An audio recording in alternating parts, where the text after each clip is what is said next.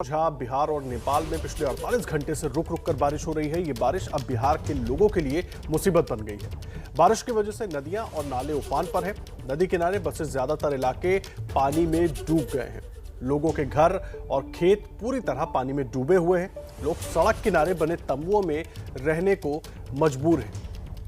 बिहार के कई इलाके हैं जो नेपाल की तरफ से पानी आने के बाद बाढ़ और बारिश और ऊपर से बारिश का भी प्रकोप है और उसकी वजह से जो पानी भरा है उसी में रहने को लोग मजबूर हैं। सड़क किनारे तंबू बनाकर रह रहे हैं। गांव घर में लोगों ने किसी तरह से मचान बनाकर सामान को सुरक्षित रखने की कोशिश की है, लेकिन पानी जिस तरह से बढ़ रहा है उनकी समस्याएं लगातार दिन पर दिन बढ़ती ही जा रही हैं और उसको लेकर लोग बेहद परेशान हैं। मैं इस वक्त गोपालगंज जिले में मौजूद हूं और ये इलाका बुधवा इलाका कहलाता है। एक बार आपको पिछले साल लेकर जाना चाहूंगी। जुलाई के महीने में जब 70 घाट पुल का अप्रोच सड़क टूटा था तो बिहार में जमकर बवाल हुआ था। विपक्षियों ने भी खूब सरकार पर निशाना साधा था। करीब 300 करोड़ की लागत से वो पुल बना था और आज उस पुल की क्या तस्वीर है। काम भी यहाँ पर चल रहा है, तस्वीर आपके सामने है। जेसीबी मशीन आ चुकी है 3 जगह पर जो है वो, ताकि पानी का दबाव ज्यादा ना हो और इससे ज्यादा नुकसान ना हो, इसलिए अप्रोच सड़क को आज की तारीख में 3 जगह से काट दिया गया है। जो बारिश हो रही है उसकी वजह से जो तस्वीरें इस बार नजर आ रही है वो आपके सामने है। आपको एक भी घर सही से नजर नहीं आ रहे होंगे। ये पकहा और इसके साथ साथ दर्जनों गांव के लोग इधर रहते हैं जो धीरे धीरे करके अपना सामान मवेशी बांध करके सड़कों पर अब रहने लगे हैं। आसपास के ग्रामीण इलाकों के लोग अपने बच्चों को, अपने सामान को, मतलब बोरिया बिस्तर बांधकर इसी तरीके से रहते हैं। कुछ थोड़ा बहुत जो सरकार की तरफ से इन लोगों को सहयोग किया जाता है उसी के सहारे अगले 2-3 महीने ये लोग गुजारते हैं। यानी इनके घर में, इनका जो आशियाना है उसमें बाढ़ का पानी है, इसीलिए इन्होंने अगले कुछ महीनों के लिए अपना नया आशियाना, नया रहने का ठिकाना कुछ यूं ढूंढा है। आप लोग इधर कितने महीनों तक रहेंगे? ये कोई ठीक नहीं है जी। 1 महीना रहेंगे, 3 महीना रहेंगे। 2-3 महीना कहीं उम्र लग जाएगा। अभी तक ये महीना में पानी नहीं आता है। बहुत आगे पानी आ गया है। 2 महीना पहले पानी आया है। तो मान लीजिए 2 महीना पहले पानी आएगा। अभी बरसात का पानी का दिन बाकी है, तब कितना दिन रहेगा कोई ठीक नहीं है। कितने लोग हैं आपके घर में? हमारे घर में तो कम से कम 8-9 लोग हैं। 8-9 लोग यही रहेंगे? हाँ, यही रहेंगे। क्या खाएंगे, क्या पिएंगे? क्या बाजार से चीरा उड़ा लाते हैं, कुछ कीन के खिलाते हैं, सतुआ तो वही खाते हैं। कोई भी देखने वाला भी नहीं, कोई विधायक भी नहीं आ रहा है पूछने वाला ये क्या होगा नहीं होगा, आप लोग का क्या दिक्कत है कि नहीं है। कोई इस साल में कोई पूछने वाला नहीं है। बात है, पानी जो है, इनके पास पानी की व्यवस्था भी नहीं है तो इसी गंदे पानी को किसी तरीके से उबाल कर छान कर पीते हैं। जो इन्होंने मोटा मोटी अनुमान लगाया था उससे पहले ही पानी आ गया, इसलिए तकलीफें जो है वो इस बार ज्यादा हो गई है। अपने सहयोगी विशाल राय के साथ निधिश्री, एबीपी न्यूज, गोपालगंज। देखिए, गोपालगंज में जोरदार बारिश हो रही है। बारिश की वजह से कैसे है गोपालगंज के हालात आपको दिखा रहे हैं हमारे सहयोगी रणबीर। बिहार में लगातार हो रही बारिश और नेपाल से छोड़े जाने वाले पानी की वजह से हालात बद से बदतर होते जा रहे हैं। मैं मौजूद हूं गोपालगंज में और ये गोपालगंज का इलाका है जहां आप देखिए कि हर तरफ पानी ही पानी है।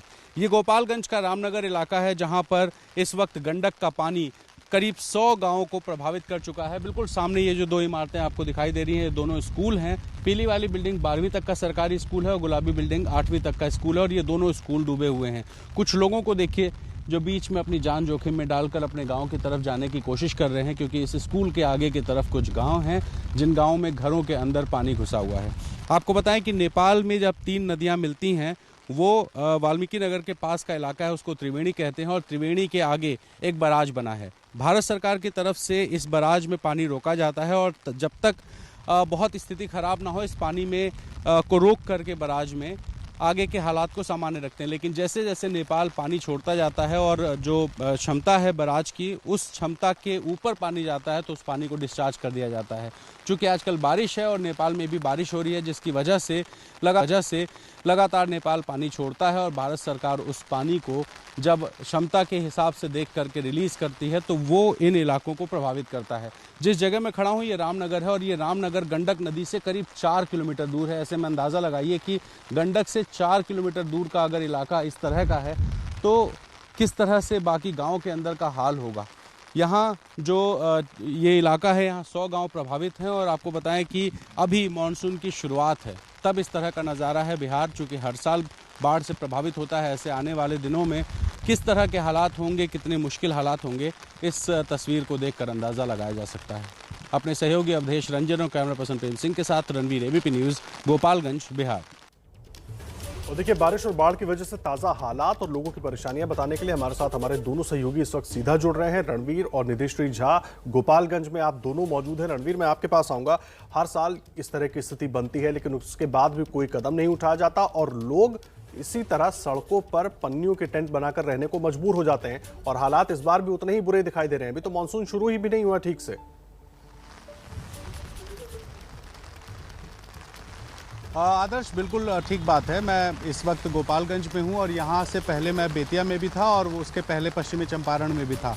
हालात सब जगह एक जैसे हैं। जहां गंडक नदी का पानी थोड़ा सा आगे बढ़ता है तो गांव में घुसता है और सरकार, चूंकि उनका सिंचाई विभाग है, सिंचाई विभाग पूरे साल काम करता है, सबकी सैलरी पूरे साल मिलती है, योजनाएं पूरे साल बनती हैं। लेकिन सवाल ये कि जब बारिश शुरू होती है तभी कोशिशें क्यों होती हैं?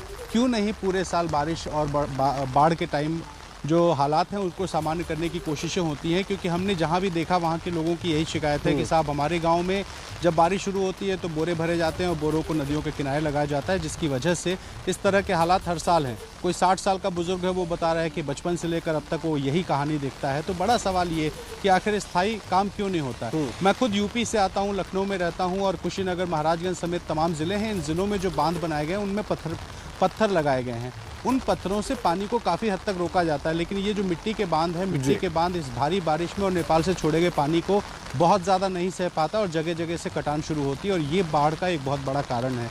तो सरकार को कोई स्थायी उपाय सोचना चाहिए, नहीं तो इस तरह से जो बिहार की तस्वीरें हर साल दिखाई देती हैं वही तस्वीरें आने वाले सालों में भी दिखाई देंगी और लोगों की परेशानियां कम नहीं होंगी। अभी भी बारिश हो रही है इस इलाके में और जो बारिश में जिन गांवों में बाढ़ का पानी है वो डबल उनको डर बैठा हुआ है कि एक तो अगर नेपाल में बारिश हुई, वहां से पानी छोड़ा गया तो क्या हाल होगा, और अगर यही बारिश लगातार होती रहे तो उनके गांव की स्थिति क्या होगी। तो सब लोग परेशान हैं, हालात बहुत खराब हैं और आने वाले दिन बहुत मुश्किल हो सकते हैं क्योंकि मानसून की अभी शुरुआत है। जी आप रहे रणवीर हमारे साथ। निधि में मौजूद है। निधि, मानसून की अभी शुरुआत है। आपकी रिपोर्ट में हम देख रहे थे जो लोग अपना दुख दर्द बता रहे थे वो भी इस बात को लेकर चिंतित थे कि अभी तो शुरुआत है और पानी कब तक रहेगा उसका कोई अंदाजा है नहीं और कोई सुनवाई भी नहीं है।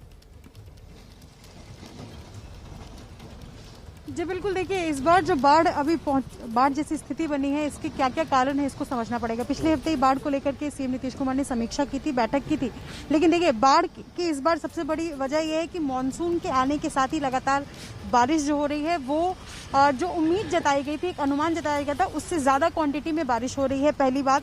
दूसरी बात यह है कि अक्सर जब हम तस्वीरें देखते हैं बाढ़ की तो वो मिड जुलाई से शुरू होती है। 15 जुलाई के आसपास बिहार में वैसी तस्वीरें विकराल रूप देखने को मिलती है जब बाढ़ जो है वो आसपास के इलाके में, खासतौर पर निचले इलाकों में घर कर लेता है। लेकिन इस बार बाढ़ जो है वो लगातार बाढ़ जैसी स्थिति इसलिए क्योंकि तराई क्षेत्र में, नेपाल के तराई क्षेत्र में लगातार बारिश हो रही है और उत्तर बिहार में मौसम विभाग ने भी अनुमान जताया था कि आज की तारीख तक, रविवार तक लगातार बारिश होगी और वैसे ही कुछ तस्वीरें जो है वो नजर आ रही है। खासतौर पर मैं गोपालगंज, बगहा, पश्चिम चंपारण, मुजफ्फरपुर, इस आसपास के जिलों की बात करूंगी तो इस इलाके में लगातार बारिश हो रही है और इस वजह से जो है वो निचले इलाके में बाढ़ बनी हुई है। और तीसरी बड़ी बात यह है कि तैयारियां नहीं है। अगर तैयारियां होती तो ये संभव होता सरकार से कि सुरक्षित स्थान पर लोगों को पहले ही ले गया होता। बिल्कुल यही होना चाहिए था निधि, और इसीलिए तमाम सवाल भी खड़े होते हैं और जो तस्वीरें हम दिखा रहे हैं वो तस्वीरें अपने आप में सवाल खड़ा करने वाली हैं। बहुत धन्यवाद आपका और रणवीर आपका भी हमारे साथ जुड़ने के